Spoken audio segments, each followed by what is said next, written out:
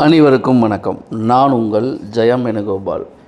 8 இந்த தலைப்பில் பேச போகிறோம். 8ஆம் இடம் அப்படிங்கிறது ராசி கட்டத்தில் காலபுருஷனுக்கு 8ஆம் இடம் அப்படிங்கிறது விருச்சிகம். அதே சமயத்தில் 8ஆம் இடம் அப்படிங்கிறது பெரும்பாலும் யாரும் விரும்ப மாட்டாங்க. காரணம் என்னென்னா, 8ஆம் இடங்கிறது ஒரு டேஞ்சர், 8ஆம் இடம்ங்கிறது வம்பு வழக்கு, 8ஆம் இடங்கிறது வலி வேதனை, 8ஆம் இடம்ங்கிறது விரக்தி, இந்த மாதிரி சொல்லிகிட்டு இருப்பாங்க. பொதுவாக நம்ம ஒரு விஷயத்தை தெரிஞ்சுக்கணும். 8ஆம் இடம் அப்படிங்கிறது நெகட்டிவான சில விஷயங்கள் இருந்தாலும் அதில் பாசிட்டிவான விஷயங்களும் இருக்குது அப்படிங்கிறத நாம் மறுக்க முடியாது.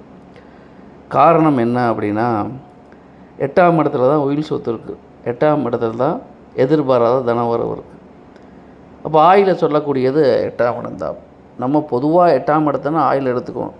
இப்போ ஒரு ஜாதகத்தில் லக்னாதிபதி 8ஆம் இடத்துல இருந்தாலும் சரி, அதாவது லக்னாதிபதி 6, 8, 12 இருந்தாலும் சரி, 8ஆம் அதிபதி 6, 8, 12 இருந்தாலும் சரி, அதாவது 2 கான்செப்ட். லக்னாதிபதி 6, 8, 12 இருக்கணும், அல்லது 8ஆம் அதிபதி 6, 8, 12 இருக்கணும். லக்னாதிபதியும் 8ஆம் அதிபதியும் நீசமாக இருக்கணும், அஸ்தங்கமாக இருக்கணும், வக்கரமாக இருக்கணும்.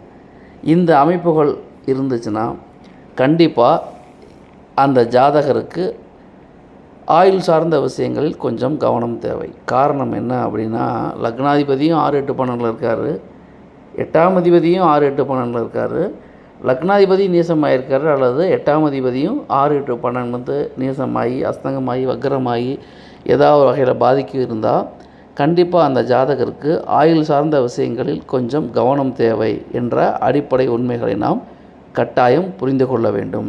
இவை எல்லாமே பொதுவான தகவல் தான். தனிப்பட்ட ஜாதகத்தை பொறுத்து, அதில் உள்ள கிரக அமைவுகளை பொறுத்து பலன்கள் வேறுபடும் என்ற அடிப்படை விஷயத்தை நாம் மறந்துவிடக்கூடாது. இவை யாவும் பொதுவான தகவல்கள். நன்றி, வணக்கம்.